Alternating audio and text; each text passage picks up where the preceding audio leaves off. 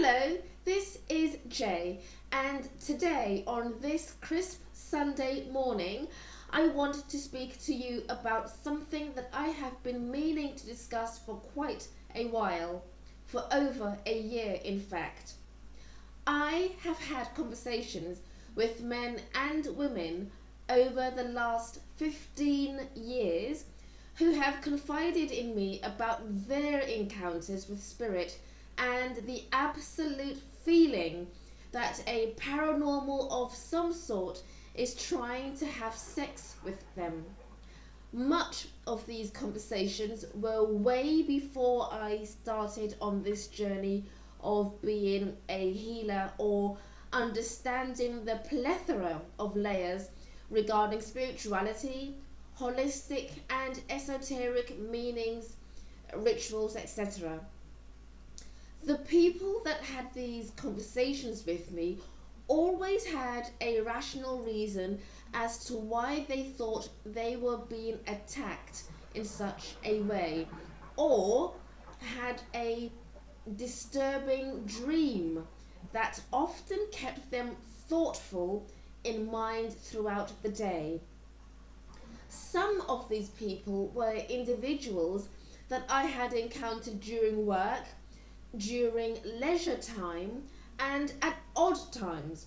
Odd times meaning I might be in a library or bookshop coffee place and complete strangers would sit at my table and somehow we would start a conversation, and it would often lead to a program, a TV program, artwork, or article that they had read, which would lead into a conversation regarding spirituality.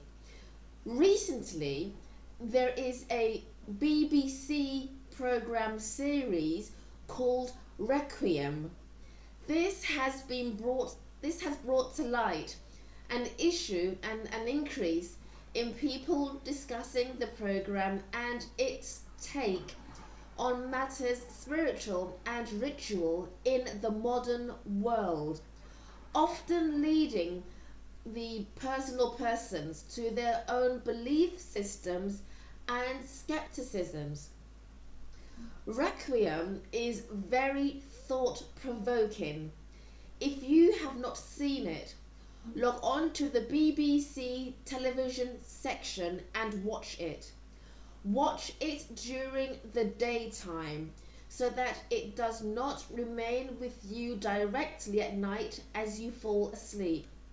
This is a psychological and spiritual series set in today's world. It could easily be set in your village, your town, or your city. Anyway, getting back to the people that I have encountered over the last 15 years, most of these people were what you would term normal, in the conventional sense of what is normal. People going about their daily business, working, studying, trying to survive in a world of continual consumerism, trying to build lasting relationships, trying to fulfill their life and not the life of their parents and community peers. Just ordinary people striving to live in peace, doing good, and being honest, or as honest as they can be in their given circumstances.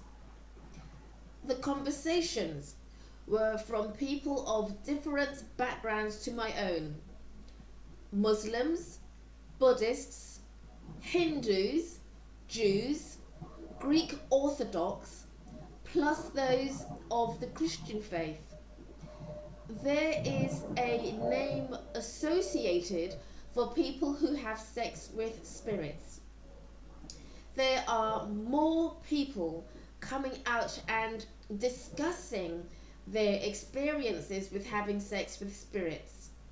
Most of the experiences that you can find on the internet through books and social groups or forums are of people who enjoy having sex with spirits, who enjoy having sexual relationships with spirits.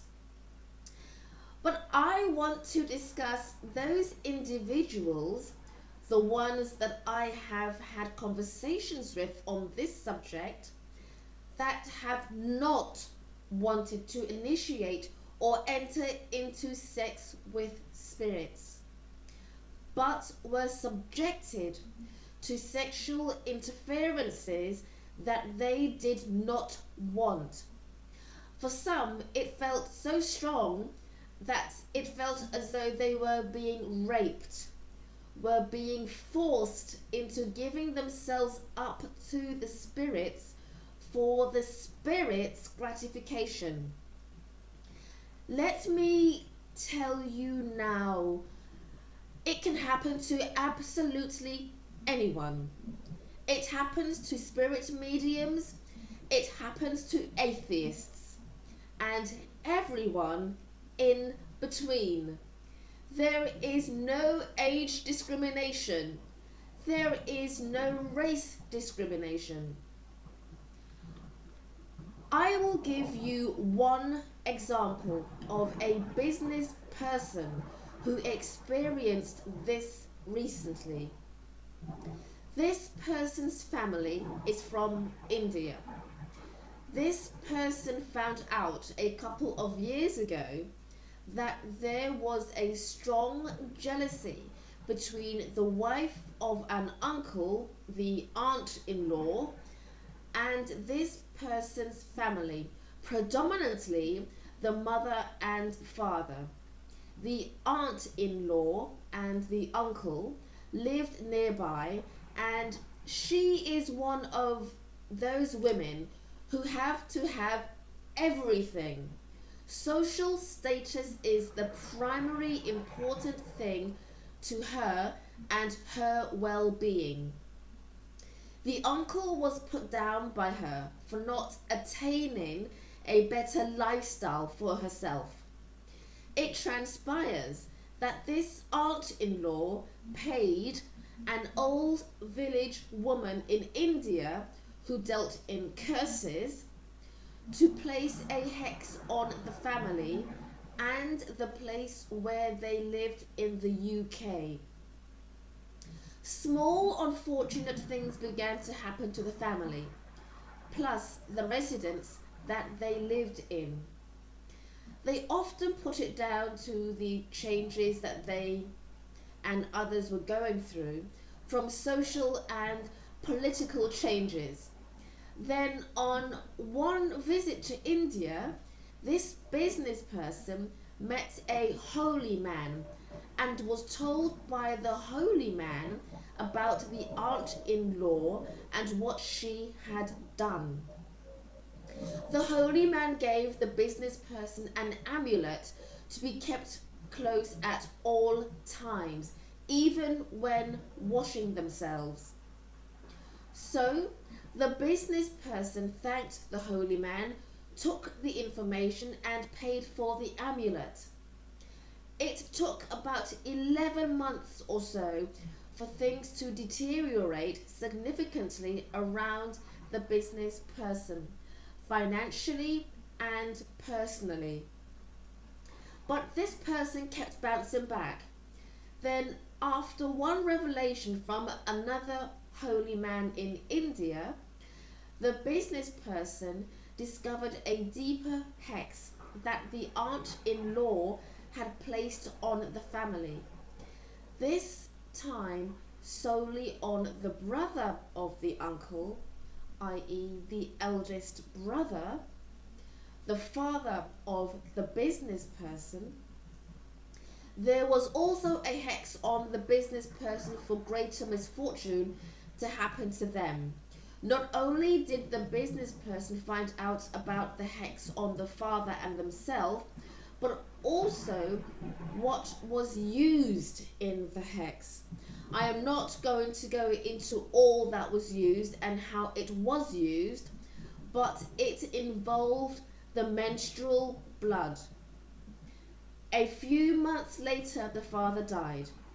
But before the father died, the business person was subjected to, as they put it to me, sexual interference of a powerful nature as they slept by spirit.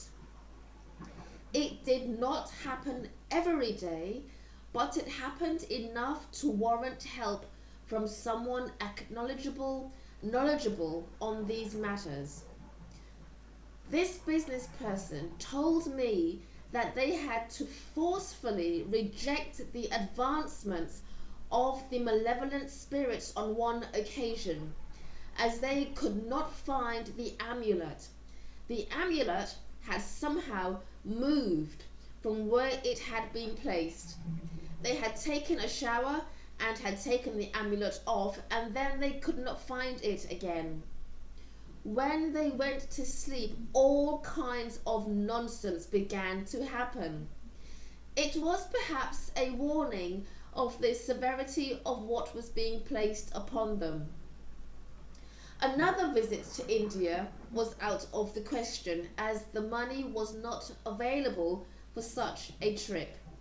Things had gotten so bad that the business person had lost their business and was living in a bedsit in London on social security.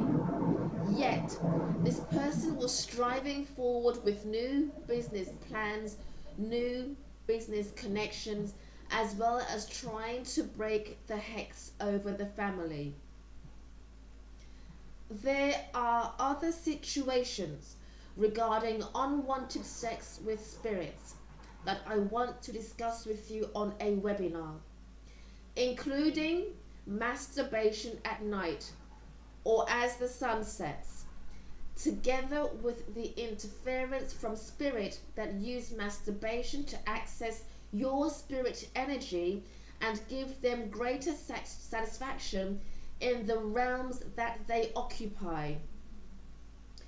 Masturbation ties the malevolent spirit to you until you decide to reject it through non-compliance in dreams, daydreams, and during daylight hours. Oh yes, it can happen when you are in daylight hours going about your daily business. These aspects can happen regardless of whatever working shift you are doing. When you masturbate during the daytime, there is the likelihood that the spirit or spirits is or are gorging on your energy throughout the daytime, throughout your working time. Other spirits might even jump in depending upon where you are. Even if you are not physically touching yourself, but you go through the sensations of sexual excitement and orgasm, you are still feeding the paranormal that is tied to you and any other spirit that happens to inhabit that space, and feeds off sexual interference. Yes, you can masturbate and enjoy it as you want to, but acknowledge that there are various levels of spiritual energies that are used to manipulate you to compliance through sexual interference. Just imagine having a spirit pedophile attached to you or attracted to you. Imagine having that spirit attached to you from childhood. To end this discussion, if you are living with someone else whom you have noticed that masturbates, and you've noticed their masturbation habits or instances, what is the energy that you feel around them? One other final note. Have you opened up to anyone about your experience with sexual intimacy with spirit? Would you open your experience to someone now? Please take this on board, and please take good care of yourself. I will speak with you very, very soon. Much love, Jay.